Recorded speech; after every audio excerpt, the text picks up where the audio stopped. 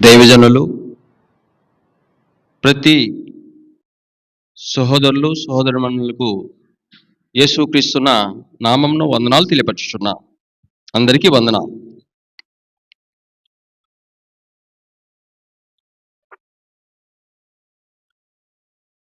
దేవుని యొక్క మాటలు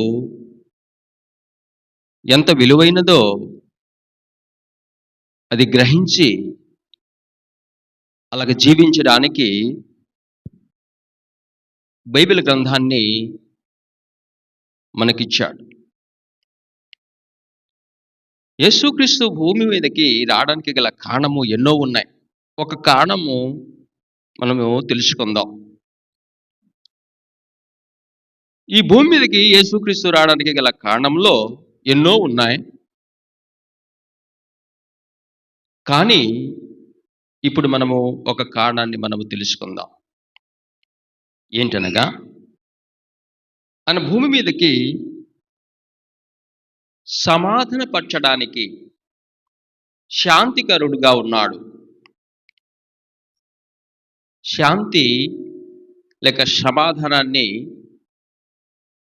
ఆయన ఇవ్వడానికి యేసుక్రీస్తు లోకానికి వచ్చాడు.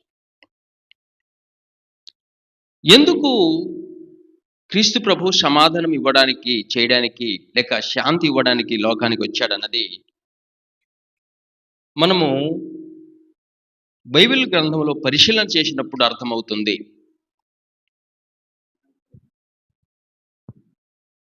సృష్టికర్త అయిన దేవుడు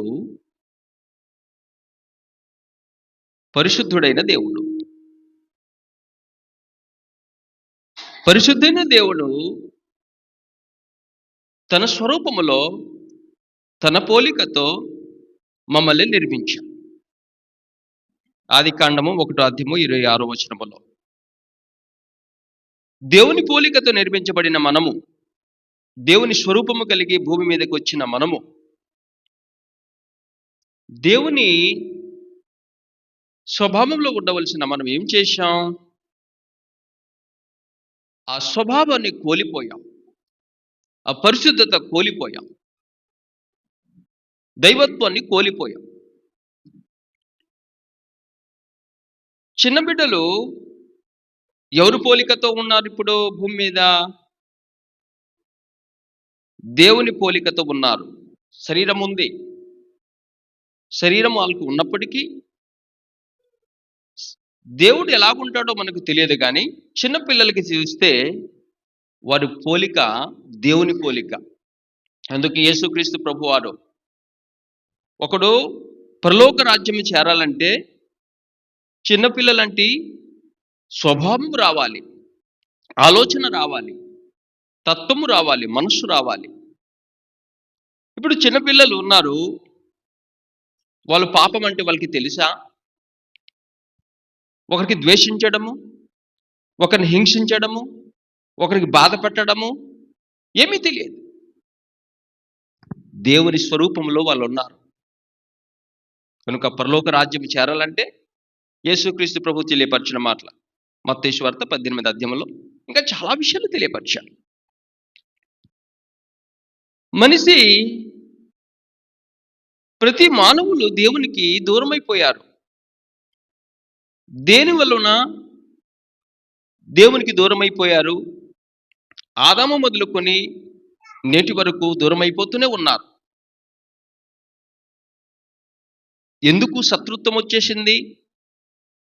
దేవునికి మనకు శత్రువు ఎందుకు ఏర్పడింది? ప్రశ్న. దేవునికి మానవుడికి శత్రుత్వము ఎందుకు ఏర్పడింది? సహజమే సమాధానం. పాపము మూలముగా. దేవుడేమో పరిశుద్ధుడు, తన బిడ్డలు పరిశుద్ధంగా ఉండాలని దేవుడు కోరుకున్నాడు. కానీ వాక్యాన్ని మనం చదువుకుందాం. మనం దేవునికి శత్రువుగా మారిపోయాం. రోమపత్రిక 5:10 మనం చదువుకుందాం. రోమపత్రిక 5:10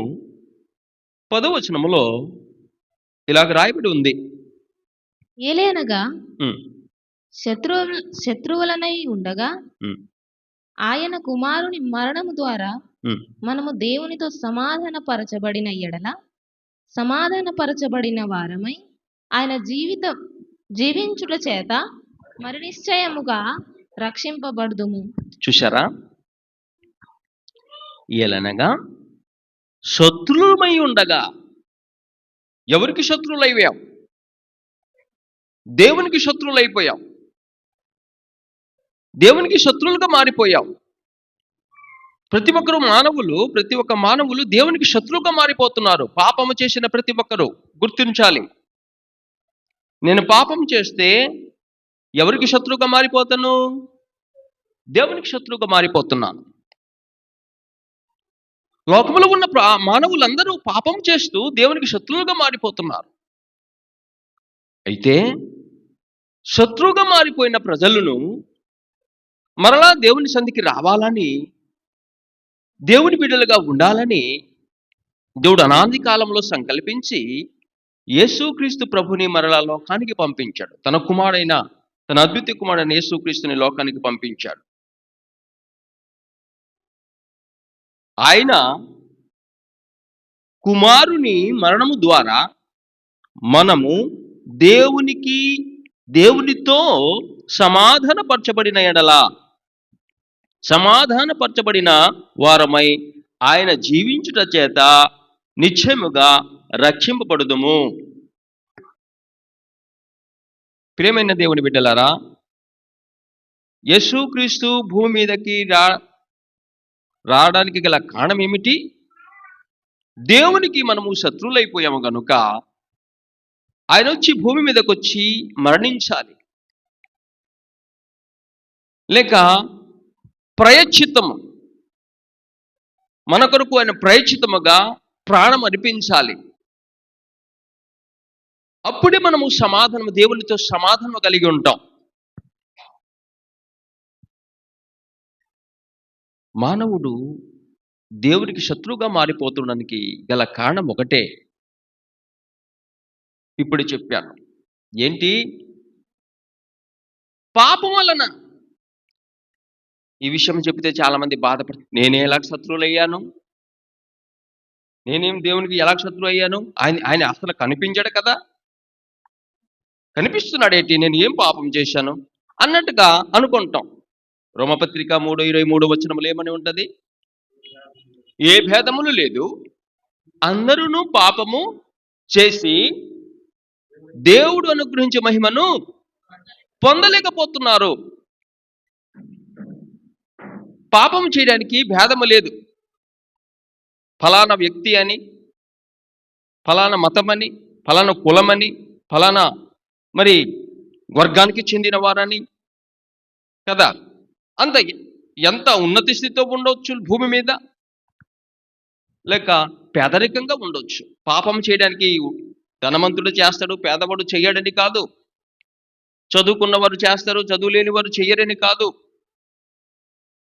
అందరూ పాపము చేసి అంటున్నారు. అదే 5వ అధ్యాయం రోమపత్రిక 12వ వచనములో, పాపము చేసినందున, మనమందరం పాపము చేసినందున అని ఉంటది. 5:12 వచనములో ఇట్లుండగా ఒక మనుషుని ద్వారా పాపము ద్వారా మరణమును లోకములో ఎలాగూ ప్రవేశించును, అలాగుననే మనుషులందరూ ఎవరు చేసినందున, మనుషులందరూ నాతో పాటు నేను కూడా అని అర్థం.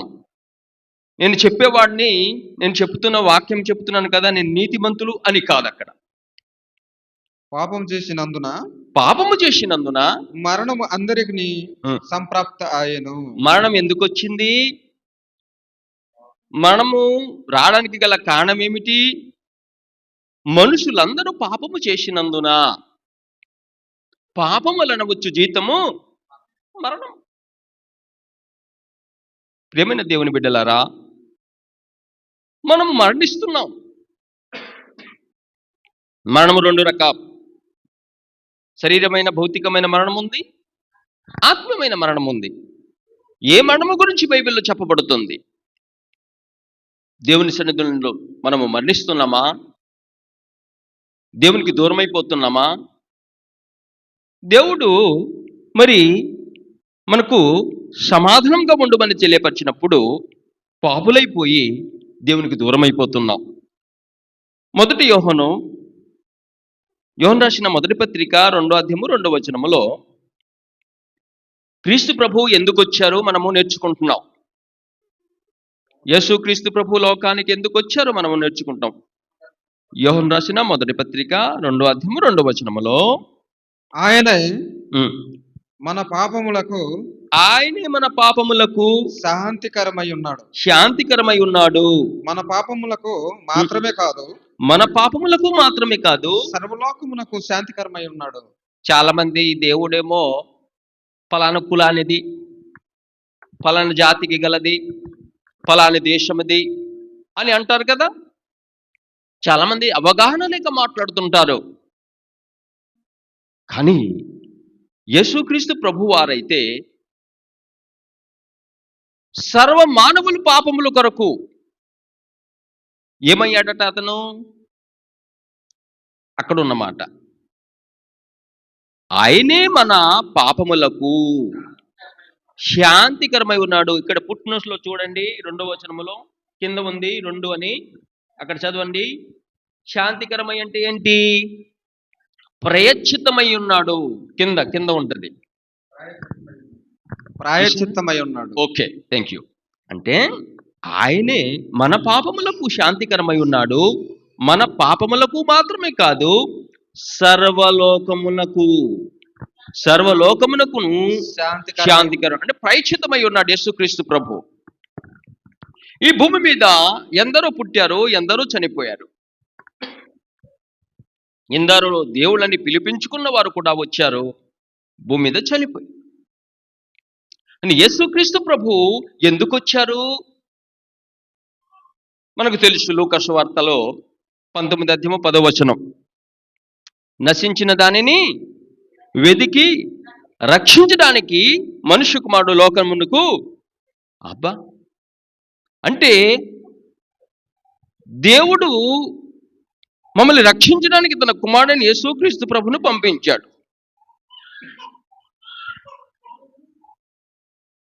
మనము నశించిపోతున్నాము కదా, పాపములో నశించిపోయి నిత్యాగ్నికి జారిపోతున్నాము కదా.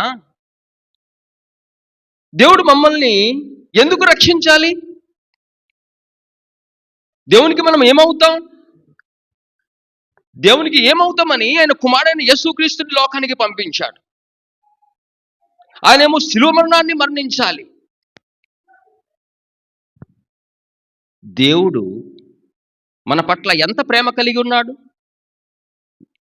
యోహాను సువార్తలో మనం చదువుతుంటాం కదా, 3వ అధ్యాయము 16వ వచనములో, దేవుడు లోకమును ఎంతో ప్రేమించెను. అది వర్ణించడానికి జ్ఞానము చాలదు. దేవుడు ప్రేమించిన విధానాన్ని మానవుడు వర్ణించడానికి ఎవరికి జ్ఞానము చాలదు. ఏంటి ప్రేమలో ఏం చేశాడు అతను? ప్రేమించును కాక కింద ప్రేమించును కాక ఆయన తన అద్వితీయ కుమారునిగా పుట్టిన వాని యందు విశ్వసించు ప్రతి వానికి నశింపక నిత్య జీవం పొందినట్లు ఆయన అనుగ్రహించెను. ఇప్పుడు మానవులు నశించిపోతే దేవునికి నష్టమా? ఏమండి చెప్పండి. కానీ కన్న తండ్రి అయిన దేవుడు, సృష్టికర్త అయిన దేవుడు తన పిల్లలు నాశనం అవ్వడము ఆయన చూడలేని స్థితిలో ఉన్నాడు. ఆయనకి బాధ కలుగుతుంది. మన పిల్లలు ఎవరైనా చెడిపోతే మనకు సంతోషము కలుగుతుందా, బాధ కలుగుతుందా? మన పిల్లలు ఎవరైనా చెడిపోతే మనకు సంతోషము కలుగుతుందా, బాధ కలుగుతుంది.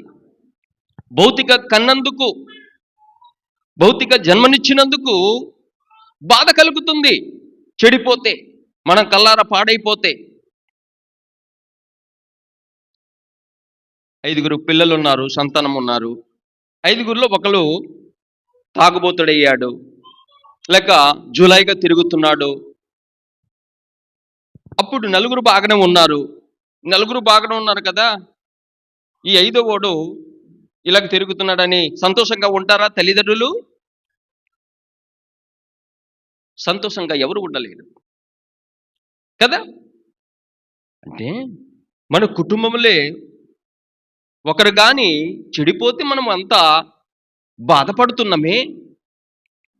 ప్రపంచంలో ఉన్న అందరూ దేవుని బిడ్డలే. ఎవరు పరలోకం నుండి పడిపోలేదు, తల్లి గర్భం నుండి వచ్చిన వారి అందరూ. ఇంతమంది పాడైపోతుంటే, ఇంతమంది నాశనం అయిపోతుంటే, ఇంతమంది శత్రువుగా మారిపోతుంటే దేవునికి, ముందు 5వ అధ్యాయంలో మనము చూసాం రోమపత్రిక శత్రువుగా అనేసి. మరలా చదువుకుందాం రోమపత్రికలో 5వ అధ్యాయము ఇంకా ముందు వచనం నుండి చదువుకుందాం, 8 నుండి చదువుకుందాం. అయితే దేవుడు మన ఎడల తన ప్రేమను వెల్లడిపరిచి ఉన్నాడు. ఎట్లనగా మనం ఇంకనూ పాపులమై ఉండగా క్రీస్తు మన కొరకు చనిపోయాను. అది అంటే దేవుని ప్రేమ ఏంటంటే, మనం పాపులుగా ఉన్నప్పుడు యేసుక్రీస్తు ప్రభు వచ్చి లోకానికి వచ్చి చనిపోయి ఉన్నారు. ఎంత ప్రేమ చూడండి మన పట్ల. మనకు అర్థం కాలేదు క్రీస్తు ప్రభు పాపి అయిన నా కొరకు యేసుక్రీస్తు బలి అయిపోయాడన్నదే విషయం నాకు అర్థం కాలేదు.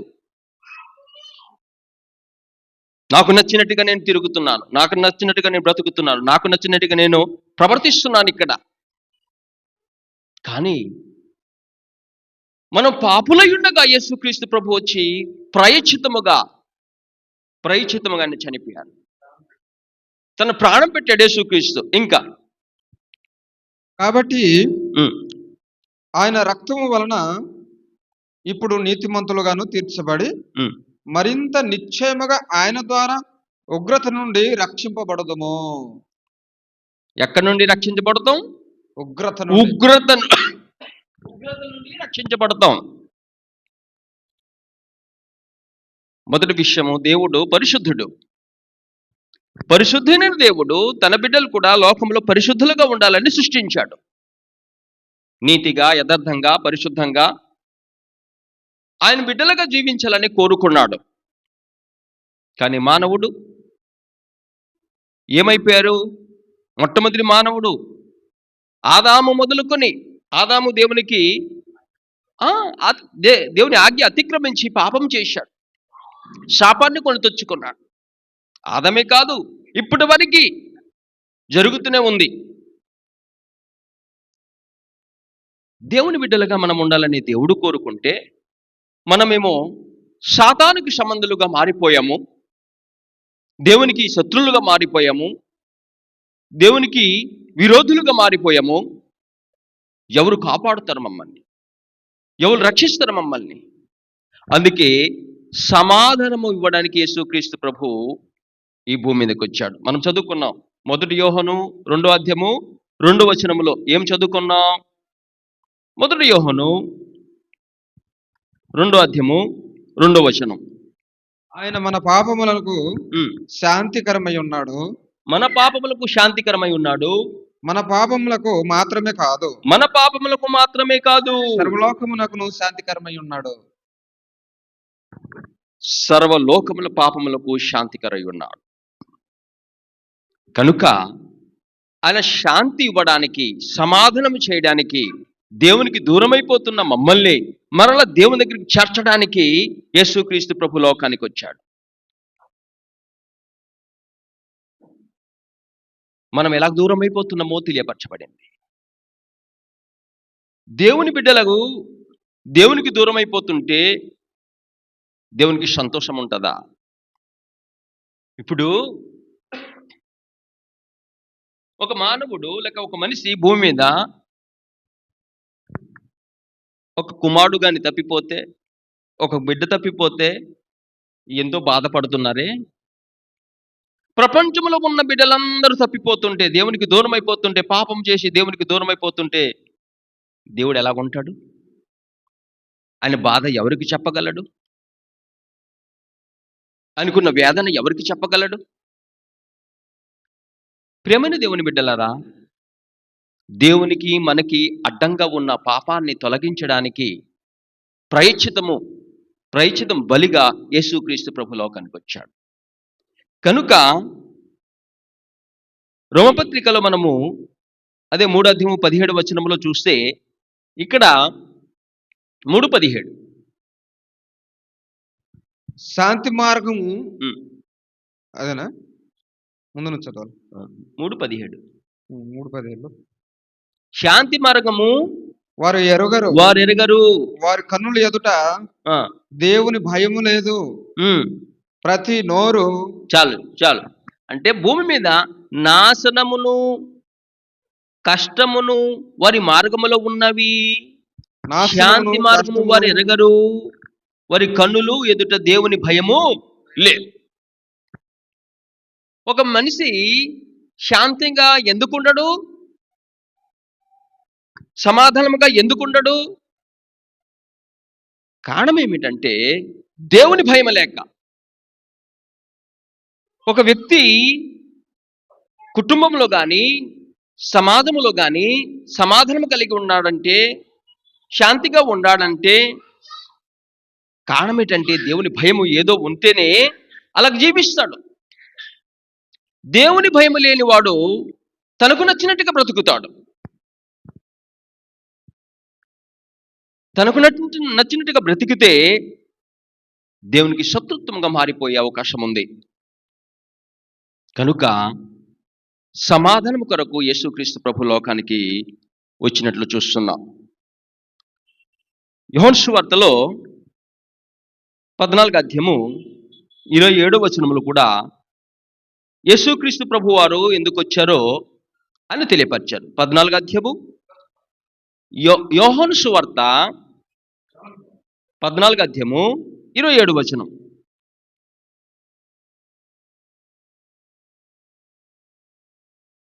శాంతి మీకు అనుగ్రహించు వెలుచున్నాను, నా శాంతిని మీకు అనుగ్రహించుచున్నాను. లోకం ఇచ్చినట్టుగా నేను మీకు అనుగ్రహించటం లేదు. మీ హృదయమును కలవరపడనీయకుడి, వెరవకుడి. ఓకే, శాంతి ఇవ్వడానికి నేను లోకానికి వచ్చానన్నాడు యేసుక్రీస్తు ప్రభువారు. లోకములో శాంతి సమాధానము కలిగి జీవించేవారు ఎంతమంది ఉన్నారు? ప్రతి ఇంట్లో అశాంతియే. ప్రతి వీధిలో, ప్రతి గ్రామములో, ప్రతి ఊరిలో, ప్రతి స్థలములో, ప్రతి దేశములో ఎక్కడ చూసే యుద్ధాలు, ఎక్కడ చూస్తే మారణ హోమాలు, ఎక్కడ చూస్తే అల్లర్లు, గొడవలు. ఏమి లేదు, శాంతి లేదు. శాంతి ఎందుకు లేదు? దేవుని భయం లేక. దేవుని భయం లేకపోతే మనిషి శాంతిగా ఉండలేడు. తనకు నచ్చినట్టుగా బ్రతుకుతాడు ఆయన. ప్రియమైన దేవుని బిడ్డలారా, ఏదైతే లేదో మానవుల్లో అది కలగాలని యేసుక్రీస్తు ప్రభు లోకానికి వచ్చాడు. ఆయన శాంతికరుడు అతను. మనము కూడా అశాంతి కలిగి జీవించాలి, ప్రశాంతత కలిగి మనం బ్రతకాలి, సమాధానం కలిగి బ్రతకాలి. ఒక కుటుంబంలో ఉదాహరణకు మనం చూసుకుంటే అన్నదమ్ములు గొడవల్లో ఉన్నారనుకోండి, ఇద్దరు మాట్లాడడం లేదు. వాళ్ళు శాంతిగా ప్రశాంతంగా ఉండగలరా? భార్యాభర్తలు గొడవలయ్యారు, ప్రశాంతంగా ఉండగలరా? అక్క చెల్లెలు ఎవరిదైనా గొడవలైతే, ఎవరిదైనా శత్రుత్వం పెంచుకుంటే, ఎవరిదైనా విరోధి పెంచుకుంటే వారు ఎలాగుంటారు? వాళ్ళు హాయిగా ఉంటారా? సంతోషంగా ఉంటారా? ఉండలేరు. కనుక ఈ రోజుల్లో చాలా మంది సమాధానం లేక ఉన్నారు, శాంతి లేకుండా ఉన్నారు, ప్రశాంతత లేకుండా జీవిస్తున్నారు. ఆ శాంతి సమాధానము మనకు ఇవ్వడానికి యేసుక్రీస్తు ప్రభు లోకానికి వచ్చారు. ఇది మతం అని చాలా మంది అనుకోవచ్చు. ఎక్కడ చూస్తే వైరము, శత్రుత్వము, భేదము, అనేక పిచ్చి, మనుషుల్లో చాలా పిచ్చిలు ఉన్నాయి. అందరూ దేవుని బిడ్డలే. ప్రాంతీయ భేదం ఉంటాయి, కుల భేదం ఉంటాయి, భాష భేదం ఉంటాయి. భాష భేదం ఉంటుందా? ఇప్పుడు ఇక్కడ నుండి మనము చెన్నై వెళ్ళామనుకో, చెన్నైలో ఉన్నవారు తమిళ్లో మాట్లాడితే ఎలాగుంటుంది, తెలుగులో మాట్లాడితే వారు ఎలా ప్రవర్తిస్తారు? అర్థమైందా? ఏ స్థలానికి వెళ్ళినా ఆ ప్రాంతంలో మాట్లాడితే, ఆ భాషలో మాట్లాడితే కొద్దిగా గౌరవిస్తారు. వేరే భాష అయితే చూశారా, అతను శత్రువు కాదు, కానీ భాష వేరే భాష కదా. ఒక ఊరికి ఒక ఊరు పడదు, ఒక ప్రాంతానికి ఒక ప్రాంతం పడదు, ఒక స్థలానికి ఒక స్థలం మరొక స్థలం పడదు, ఒక మనిషికి మరొక మనిషి పడదు. శత్రుత్వం ఎందుకు వచ్చింది? హృదయము చెడిపోయింది. మనిషి ఎలాగ అయ్యాడంటే, ప్రసంగి 7:29 ఒక మాట ఉంటుంది. దేవుడు మనిషిని యథార్థవంతుడుగా పుట్టించను, కానీ వారు నానా విధములైన తంత్రములు కల్పించుకున్నారట. హృదయం చెడిపోతే అన్ని చెడిపోతుంది. హృదయం నిర్మలంగా ఉంటే అన్ని నిర్మలంగా ఉంటుంది. మనిషి హృదయాన్ని పాడు చేసుకుంటున్నాడు, శరీరాన్ని బాగు చేయడానికి ఎంతో ప్రయాసపడుతున్నాడు రోజంతా. ఈ ఉదయం మొదలుకొని రాత్రి వరకు దేని కొరకు ఆలోచన? శరీరము కొరకు.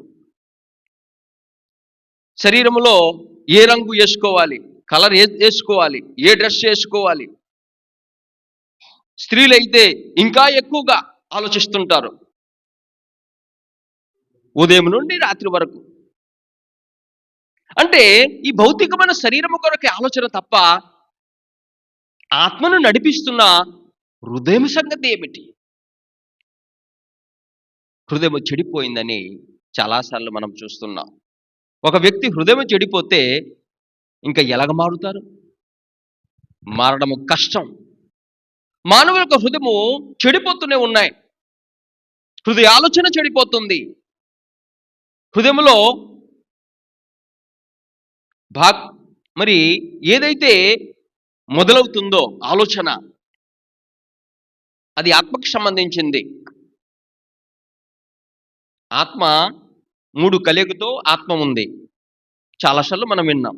ఒకటేమో మనస్సు, రెండోది మనస్సాక్షి, మూడోది హృదయం. ఇది ఆత్మకి సంబంధించింది. హృదయంలో పుడుతుంది. మంచి చెయ్యాలన్నా చెడు చెయ్యాలన్నా ఎక్కడ పుడుతుంది? ఏదైనా పుట్టింది ముందు హృదయంలోనే. మనస్సు ఏమో అది చేయమంటుంది, అది అనుభవించు. ఒక క్షణం కావచ్చు, ఎంత డబ్బు ఖర్చు అయినా పర్వాలేదు, అనుభవించు. పాపమా, పోనీలే పర్వాలేదు అంటుంది. మనస్సాక్షి ఏం చేస్తుంది? తప్పు వద్దు, గర్దిస్తుంది. అది చెడు అని చెప్తుంది. ప్రతి ఒక్కరికి ఇచ్చాడా దేవుడు? హృదయం ఇచ్చాడా? అంటే ఆత్మలో 3 కలయిక ఉంది.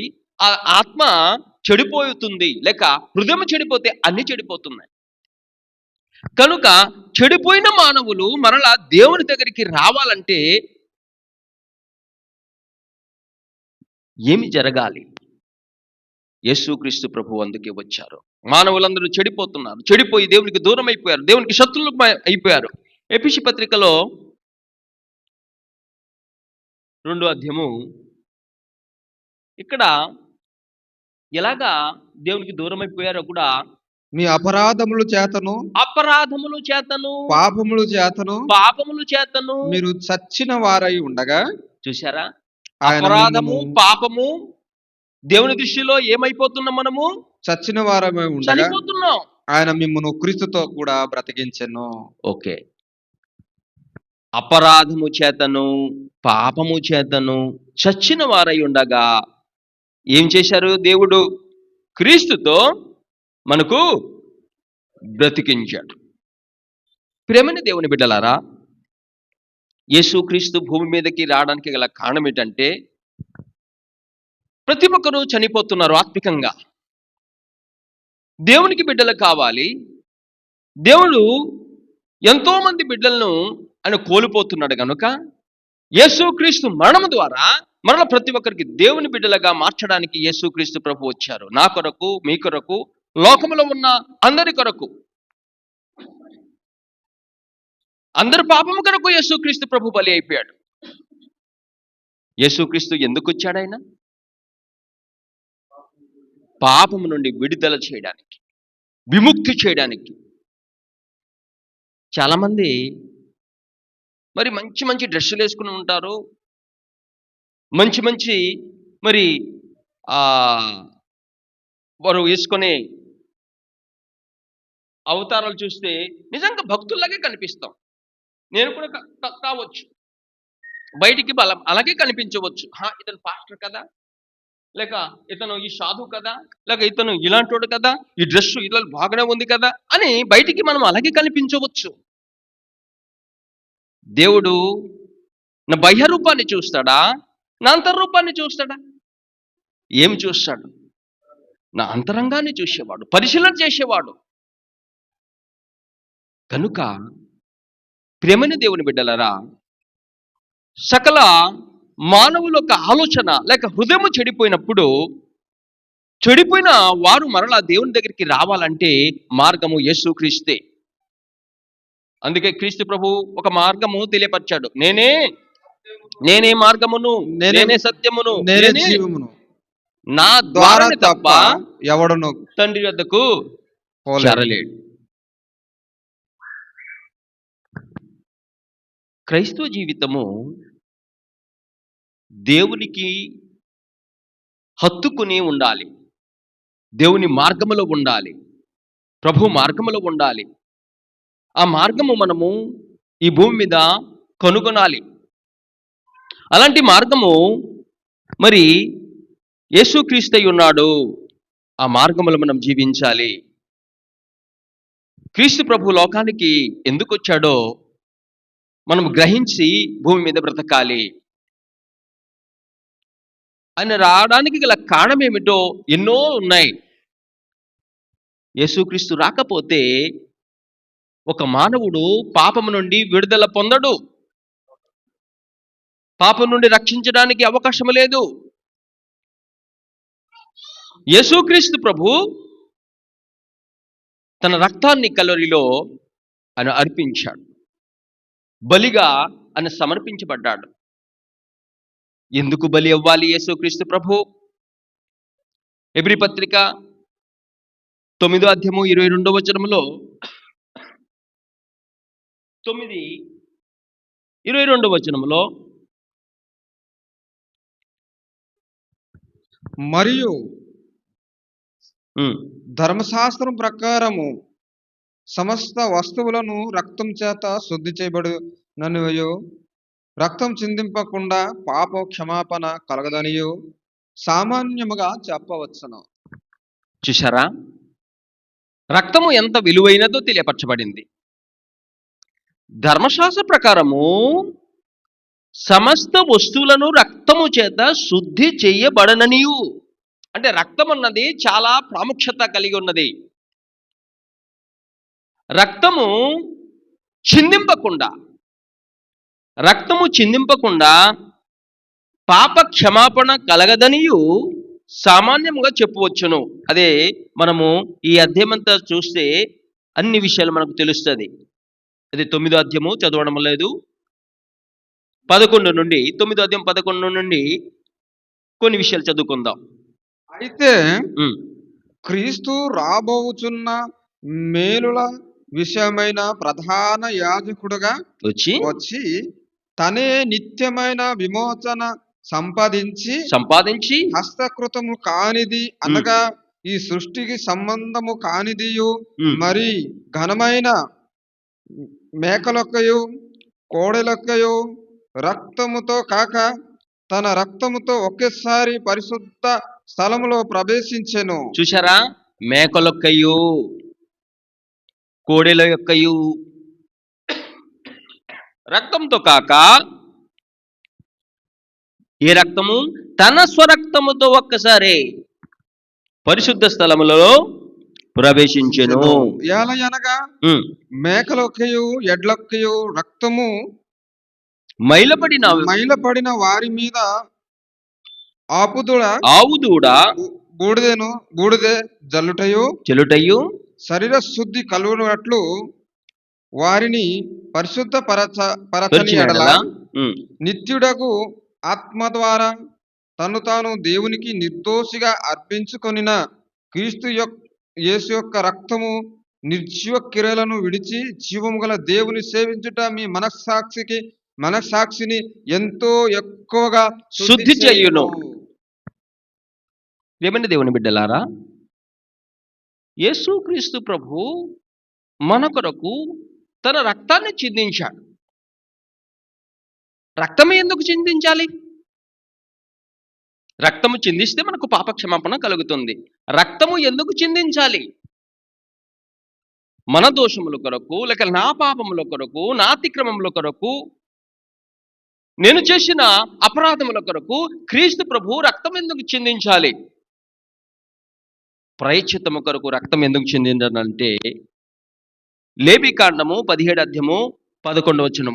రక్తములో ఏముందో, రక్తం ఎందుకో, ఎంత ప్రాముఖ్యమైనదో లేవికాండము 17 అధ్యాయము 11 వచనములో ఈ మాట మనం చూడగలుగుతాం. రక్తము దేహమునకు ప్రాణము. రక్తము దేహమునకు ప్రాణము. మీ నిమిత్తము ప్రాయచిత్తము చేయనట్లు బలిపీఠం మీద పోయిటకై దానిని మీకిచ్చి తిని. ఓకే, చూసారా? ఇక్కడ ఉన్న విషయాలు మనం చూస్తున్నాం లేవికాండములో. అప్పుడు పాత నిబంధన గ్రంథములో బలి అర్పించేవారు. కోడి మేకలు దేవునికి దహన బలిగా, ప్రాయశ్చిత్త బలిగా, అనేకమైన బలిగా దేవునికి అర్పించేవారు. ఇప్పుడు చాలా మంది బలి అర్పిస్తున్నారు. కాబట్టి ఇక్కడ మనం చూస్తున్నాం 11, రక్తము దేహమునకు ప్రాణము. రక్తం ఉంటేనే మనం బ్రతుకుతాము, రక్తము లేకపోతే బ్రతకలేము. చాలా మందికి యాక్సిడెంట్లో రక్తం పోతే ఏం చేస్తారు? ముందు రక్తం ఎక్కిస్తారు. రక్తం ఎంత అనేసి చాలా మంది టెస్టింగ్ చేస్తుంటారు, సరి అయిన రక్తం ఉందా లేదా అనేసి. లేకపోతే రక్తం ఎక్కించాలి. రక్తం అన్నది దేహమునకు ప్రాణమది. ఆ ప్రాణం అన్నది ఏం చేస్తున్నారు? దేహమునకు ప్రాణము కనుక మీ నిమిత్తము, అంటే మన పాపములు నిమిత్తము ప్రాయశ్చిత్తము చేయనట్లు బలిపీఠం మీద పోయుటకై దానిని మీకు ఇచ్చి తిని. రక్తము దానిలోనున్న ప్రాణం బట్టి ప్రాయశ్చిత్తము చెయ్యును. అంటే నేను చనిపోతున్నాను, నాకు ప్రాయశ్చిత్తముగా, నేను పాపములు ఉన్నాను, నాకు ప్రాయశ్చిత్తముగా ఏమి చిందింపబడాలి? రక్తము చిందింపబడాలి. రక్తములో ఏముంది? ప్రాణం. మనిషి యొక్క ప్రాణం ఉంది. మనం ప్రాణం పొందాలంటే క్రీస్తు ప్రభు ప్రాణము ఏం చేయాలి? ప్రాణం పెట్టాలి. నా కొరకు క్రీస్తు ప్రభు ప్రాణం పెట్టకపోతే నేను ప్రాణం పొందలేను. నా ప్రాయశ్చిత్తము కొరకు క్రీస్తు ప్రభు ఆయన ప్రాణం పెట్టాడు. ఆయన సమాధానం చేయడానికి లోకానికి వచ్చాడు. సామాన్యమైన మాటలు కావివి. ఏదో సరదాగా వెళ్ళిపోయే క్రైస్తవం అన్నది సంతోషంగా గడిపించేది కాదు. నా కొరకు ఒక ప్రభు వచ్చి, దేవుని కుమారుడు యేసుక్రీస్తు ప్రభు వచ్చి మరణించిన విషయము చిన్న విషయమా?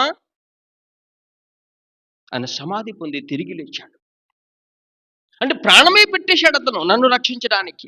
తన రక్తము నా కొరకై ఆయన కల్వరిలో అర్పించున్నారు. కనుక ఇది సమాధానమైన సువార్తగా చెప్పబడుతుంది. ఇంకా యేసుక్రీస్తు అందుకే అన్నారు, లోకంలో ఉన్నప్పుడు మత్తయి సువార్త 20 మనం చదువుకుందాం. 23, 25 కాదు, మత్తయి సువార్త 20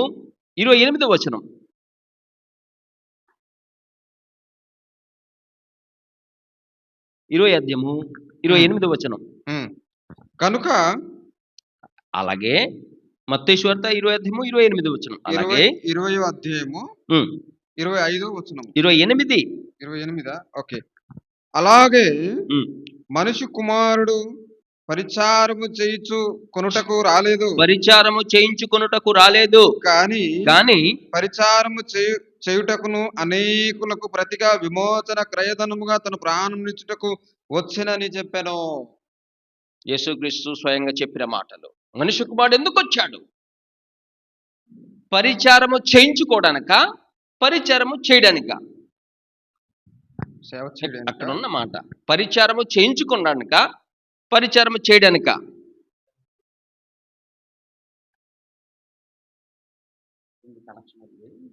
కానీ ఈరోజు ఒక బోధకుడు అయిపోయినా అనుకో, ఏదో నాకు పరిచయం చేయడానికి చాలా మందికి తయారవుతారు. బోధకుడికి కొన్ని ప్రాంతంలో అయితే బోధకుడే దేవుడు. కొన్ని ప్రాంతంకి వెళ్ళాను, బోధకుడికి ఇంతంత సేవ కాదు, ఇంతంత పరిచర్య కాదు. యేసుక్రీస్తు పరిచర్యము చేయించుకోవడానికి రాలేదు, పరిచర్యము చేయడానికి. ఇంకా మరొకటి, రెండోది, ఒక విషయము, ఆయన పరిచర్య చేయించుకొనుటకు రాలేదు కానీ పరిచారము చేయుటకు అనేకులను, పరిచారము చేయుటకును, రెండోది అనేకులకు ప్రతిగా విమోచన క్రయధనముగా తన ప్రాణమునిచ్చుటకు వచ్చెను. అర్థమైందా? క్రీస్తు ప్రభు ఎందుకు వచ్చాడు? తన ప్రాణం ఇచ్చడానికి వచ్చాడు. ఎందుకు ప్రాణం ఇవ్వడానికి? అక్కడ ఉన్న మాట మనం చూడగలిగితే, అనేకులకు విమోచన క్రయధనముగా తన ప్రాణమునిచ్చుటకు వచ్చెనని చెప్పాను. యేసుక్రీస్తు ప్రభు వచ్చి మరణించకపోతే మనకు రక్షణ లేదు. ప్రియమైన దేవుని బిడ్డలారా, ఈ మాట వింటున్న మీకు ప్రేమతో చెప్పే మాటలు. మానవులు రక్షణ కొరకు భూమి మీద ఎవరూ రాలేదు. వచ్చి వారి స్వార్థము కొరకు బ్రతికారు, లేక వారి కొరకు బ్రతికారు, వారి కొరకు జీవించారు. మహామహా దేవుళ్ళని పిలిపించుకున్నారు, అన్నీ అనుభవించారు. యేసుక్రీస్తు ప్రభు పుట్టిన మొదలుకొని చనిపోయిన వరకు సుఖమన్నది ఆయనకి తెలియదు. ఎంజాయ్ అంటారు కదా, అది ఎప్పుడు అనుభవించినట్టుగా లేదు. పగలంతా వాక్యం చేయడం, వాక్యం చెప్పడం, రాత్రంతా ప్రార్థన చేయడం. ఆయన మరణాన్ని గురించి మనం ఆలోచిస్తే నిజంగా అది చాలా ఘోరాతిఘోరమైన మరణం. అది చూసి తట్టుకోలేము. ప్యాషన్ ఆఫ్ క్రైస్ట్ ఎవరైనా చూశారా? ప్యాషన్ ఆఫ్ క్రైస్ట్ అని కరుణమయుడు చూస్తుంటారు, దయమయుడు చూస్తుంటారు కదా. కానీ ప్యాషన్ ఆఫ్ క్రైస్ట్ అంటే అది ఒకవేళ చూస్తే ఆ గుండె రాయి అయిపోతేనే చూడగలం సినిమా, అది ఆ సీన్ లేక ఆ సినిమా, లేకపోతే చూడలేము. ఎంత బాధలో, ఎంత శిక్ష, ఎంత వేదన, ఎంత అక్కడ ప్రతిదీ డైరెక్టర్ అక్కడ చూపించేశాడు. ఇదంతా ఎవరి కొరకు? మనం అనుకుంటాము యూదులు చంపేశారు కదా ఆనాడు, వాళ్ళు మూర్ఖులు అని అనుకుంటాం, వాళ్ళు మంచోళ్ళు కారు అనుకుంటాం. ఆ సినిమా చూసిన తర్వాత డైరెక్టర్ మీద కేసు పెట్టారట యూదులు. రోమా చక్రవర్తి కాలంలో యూదులు అంత కఠినముగా ఉన్నారా, నువ్వెందుకు ఇలాగ సినిమా తీశావు అనేసి డైరెక్టర్ మీద కేసు పెట్టారట. అంటే వాళ్ళకి మూర్ఖులుగా నువ్వు నిరూపించావనేసి. వాళ్ళకి మూర్ఖులుగా నిరూపించడానికి కాదు, యేసుక్రీస్తు ఎంత బాధ అనుభవించాడో లోకము కొరకు, పాపుల కొరకు, అది లోకానికి తెలియపరచడానికి తీశాననేసి ఆయన స్టేట్మెంట్ ఇచ్చాడట. ఈరోజు పాపం చేసిన ప్రతి ఒక్కరు మనము యేసుక్రీస్తుని మనము ఎక్కడేస్తున్నాం? ఆయనకి సిలువ వేసేస్తున్నాం. నేను ఏదో పాపం చేశాననుకో, నేనే బహిరంగ ఎబ్రీ పత్రికలో ఉంటుంది, నేనే వేస్తున్నాను. అప్పుడు వాళ్ళు వేశారు, ఇప్పుడు మనమే వేస్తున్నాం. దేవుని మాట వినకపోతే, దేవునికి లోబడకపోతే, దేవుని వాక్యానుసారం జీవించకపోతే. కనుక పాపముతో నశించిపోతున్న మానవులను రక్షించడానికి యేసుక్రీస్తు ప్రభు లోకానికి వచ్చాడు. సమాధానకర్తగా ఆయన యేసుక్రీస్తు ప్రభు లోకానికి వచ్చాడు. నా నిమిత్తమే కాకుండా, మన నిమిత్తమే కాకుండా, లోకములో ఉన్న పాపులందరి కొరకు ఆయన ప్రాణం పెట్టారు. ఇది అర్థం కాక లోకములో చాలా మంది ఏదో ఒక దేశముది, ఏదో ఒక మతము, ఏదో ఒక కులానికి సంబంధించింది అని బహుశా అనుకుంటున్నారేమో. కానీ తీర్పు ఉంది. ఈరోజు నేను చెప్పిన వాక్యమును బట్టి నన్ను తీర్పు ఉంది. నన్ను తీర్పు తీరుస్తాడు దేవుడు. వింటున్నా మీకు, ఎవరైతే వింటున్నారో వారికి కూడా తీర్పు ఉంది. ప్రతి ఒక్కరికి తీర్పు ఉంది. మనిషి చనిపోతే ఏమనుకుంటారంటే, ఇక సరి మరణం హాయిగా ఆయన చనిపోయాడు. ఇంకా చాలా మంది ఇక నాలుగింటికి అదే మంచిదే, చనిపోయాడు కదా, ఇంకా ఏ ఇబ్బంది లేదు అన్నట్టుగా మాట్లాడతారు.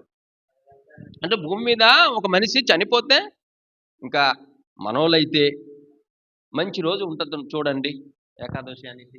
ఆ రోజు చనిపోతే వెళ్ళిపోతాడు డైరెక్ట్. అతను ఎలా బ్రతికినా పర్వాలేదు, ఎలా బ్రతికినా పర్లేదు, డైరెక్ట్ వెళ్ళిపోతారట. ఇన్ని క్రియలు జరిగింది మన కొరకు. భూమి మీద యేసుక్రీస్తు ఎందుకు వచ్చాడంటే, మానవులందరూ పాపులైపోయాము, పాపాన్ని ప్రాయశ్చిత్తము అనే రక్తము చెందించాలి, అనే రక్తము ద్వారానే మనకు ప్రాయశ్చిత్తము దొరుకుతుంది. నా పాపము కొరకు, మన పాపము కొరకు క్రీస్తు ప్రభు చనిపోయారని ఎవరైనా ఒప్పుకొని, ఇంత కార్యము జరిగిందా, అది దేవుని సంకల్పం ఇలాగుందని గ్రహించిన వారికి దేవుని బిడ్డలుగా జీవించడానికి అవకాశం ఉంది. ఎందుకు మరి ఇది ఈ సువార్త ఎలాంటి సువార్త? 17 అధ్యాయము మనం ముగింపుకు వచ్చేస్తున్నాం. అపొస్తలుల కార్యములు 17 అధ్యాయము 29 వచనాన్ని చదువుకుందాం. 17-29 వచనం.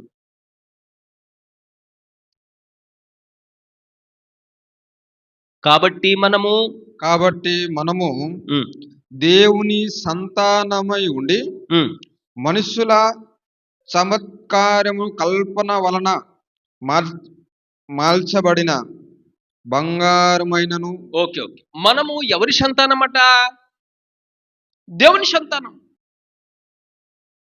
దేవుడు కనిపించాడు, కనిపిస్తే దేవుడు కాడు. దేవుడు అదృశ్యుడు, దేవుడు ఆత్మస్వరూపి, దేవునికి ఆకారం లేదు. ఒకవేళ దేవుడే ఇక్కడ ఉన్నాడనుకో, నేను ఆయన చూసి బ్రతకలేను. నేనే కాదు, ఏ మానవుడు చూసి బ్రతకలేడు బైబిల్ ప్రకారంగా.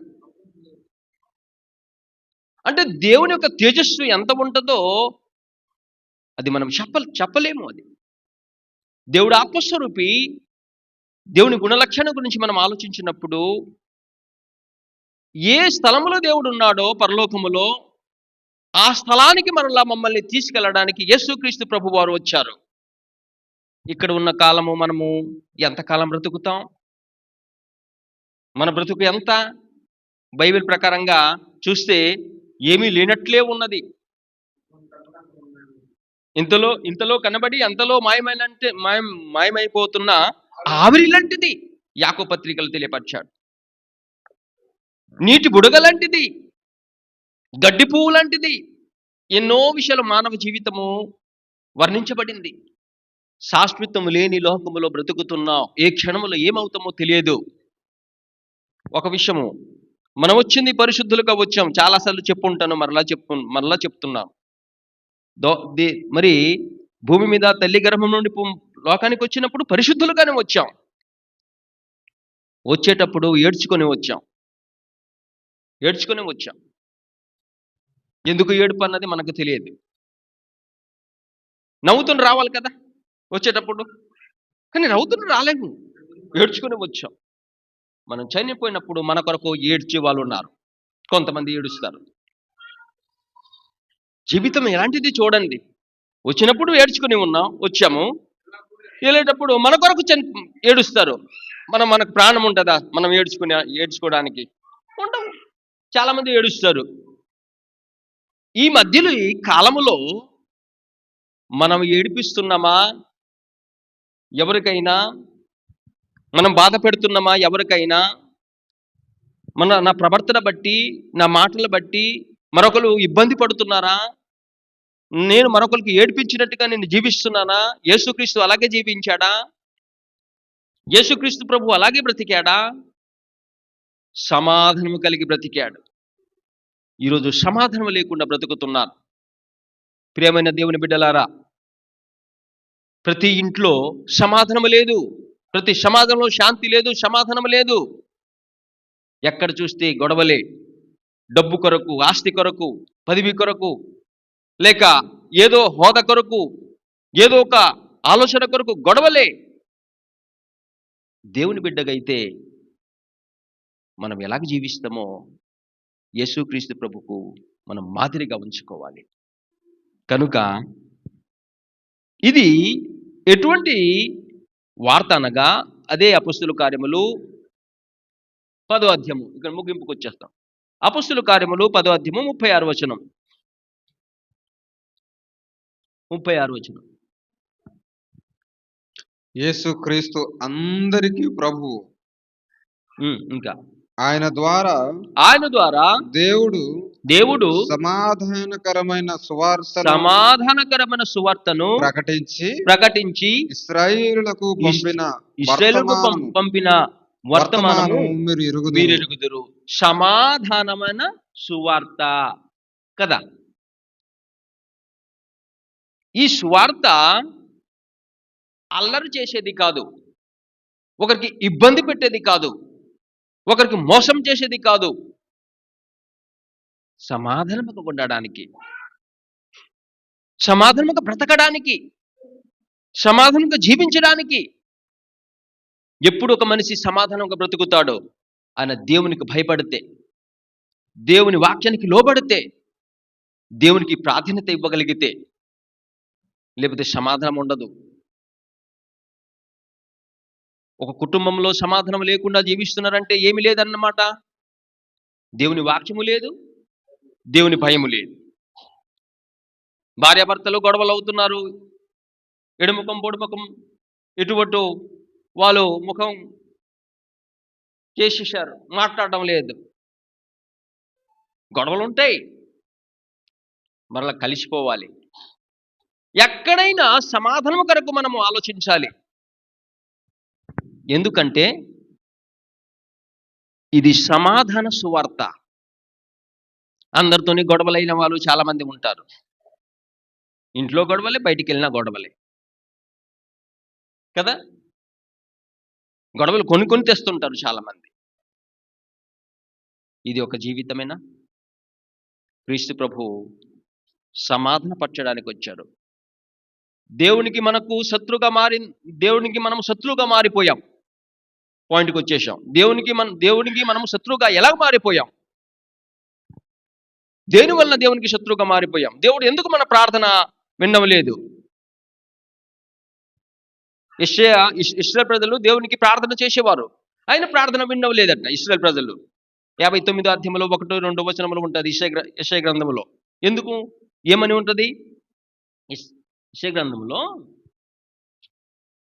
59వ అధ్యాయము ఏమని ఉంది?